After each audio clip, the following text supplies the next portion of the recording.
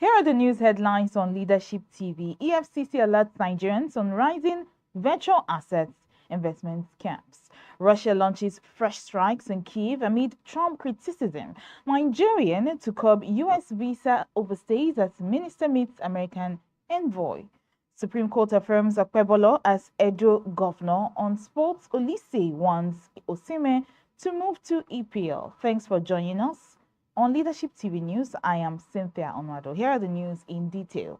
The chairman of the Economic and Financial Crimes Commission, EFCC, Mr. Ola Olukoyede, on Thursday raised alarm about the growing threat of virtual asset and investment scams across Africa. He warned that fraudsters are increasingly leveraging digital technologies to exploit unsuspecting investors. Olukoyede gave the warning in his address at a public lecture marking the 2025 African Union Anti-Corruption Day held at the Sinclair Hotel, GRA, Ilorin, Kwara State capital. The anti-graft agency boss spoke through the Ilorin Zonal Director of EFCC, Mr. Daniel Ise. The Africa Anti-Corruption Day, marked annually on July 11, is aimed at raising awareness about the dangers of corruption and mobilizing collective action to combat it. This year's theme focused on the evolving nature of financial crimes in the digital age. Olukoyede pointed to recent investigations that revealed politicians and corrupt individuals hiding stolen funds in cryptocurrency wallets to evade detection. In his presentation, an assistant chief superintendent of the EFCC, James Allison, emphasized the growing vulnerability of Nigerians to digital investment scams and cryptocurrency-related frauds. Still in the news, Russian President Vladimir Putin has intensified aerial assaults on Ukraine, launching a fresh wave of missile and drone strikes on Kyiv, just a day after U.S. President Donald Trump publicly criticized him and lamented stalled diplomatic efforts. At least 2 people were killed and 16 injured in a massive overnight assault on the Ukrainian capital, President Volodymyr Zelensky confirmed on Sunday. The barrage reportedly involved 18 missiles and nearly 400 drones, most of which targeted Kyiv. Kyiv officials said drone debris struck a residential building in the Shevchenkivsky district, sparking multiple fires across the city.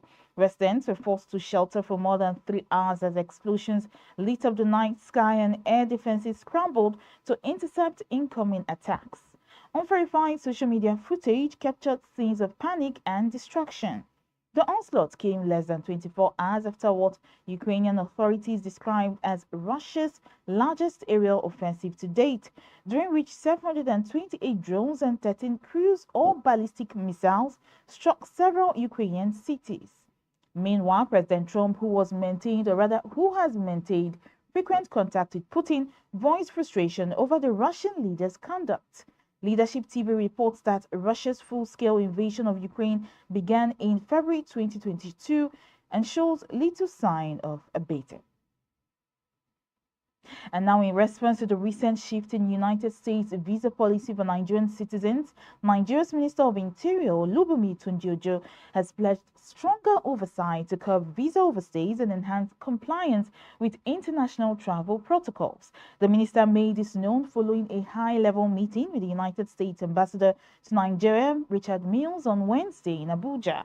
The engagement came a day after the U.S. government slashed the validity period and entry allowance for most non-immigrant and non-diplomatic visas issued to Nigerians. Speaking via a post on his X handle, Tunji Ojo said the meeting focused on strengthening bilateral relations through a well-structured visa framework and addressing mutual concerns over travel documentation and compliance. According to the minister, both sides emphasized greater collaboration between the Ministry of Interior, the Nigeria Immigration Service, NIS, and the U.S. mission in Nigeria to promote adherence to visa regulations and encourage responsible travel behavior among Nigerian citizens. The U.S. Ambassador Richard Mills also applauded Nigeria's own immigration reforms, particularly the introduction of the new e-visa policy. The Supreme Court has upheld the election of Senator Monday Okpebholo as the duly elected governor of Edo State. The verdict puts an end to months of legal contestation following the September 21, 2024 governorship poll held in the state. In a unanimous judgment delivered on Thursday, a 5-member panel of the Apex Court, led by Justice Muhammad Garba, dismissed the appeal filed by Aswe Igodalo, the candidate of the People's Democratic Party (PDP), for lacking merit. Justice Garba, who read the lead judgment, stated that the appellants failed to establish any credible evidence to prove that Okpebholo did not secure lawful votes during the election. Leadership TV reports that the verdict solidified the position of Senator Okpebholo, the candidate of the All Progressives Congress (APC), as the legitimate winner of the 2024 gubernatorial election in Edo State. With this judgment, the legal battle surrounding the Edo governorship contest has been conclusively laid to rest. On sports, former Super Eagles captain Sunday Oliseh has warned Victor Osimhen, urging the Napoli striker to make a swift move to the English Premier League or risk living with regrets over a missed opportunity. Punch Sports Extra reports that Oliseh shared his thoughts on social media on Wednesday, saying Victor Osimhen is at a very delicate crossroads concerning the Nigerian forward's transfer situation and ongoing uncertainty over his next club. Oliseh's comments come at a time when Osimhen's expected big money move to the Premier League appears increasingly unlikely despite his impressive goal-scoring record and reduced release clause. Napoli have reportedly lowered their asking price for the 26-year-old to €75 million, but Premier League clubs are yet to make serious advances. Manchester United, long linked with the striker, are instead pursuing Brentford's Bryan Mbeumo, while Arsenal's interest has cooled amid other priorities. That's all the news we have for you on Leadership TV. For more of our news stories, you can log on to our website www.leadership.ng. Thanks for watching. Be part of our brand.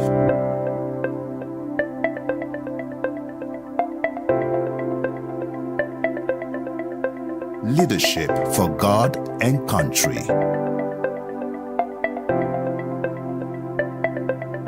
Be part of our brand.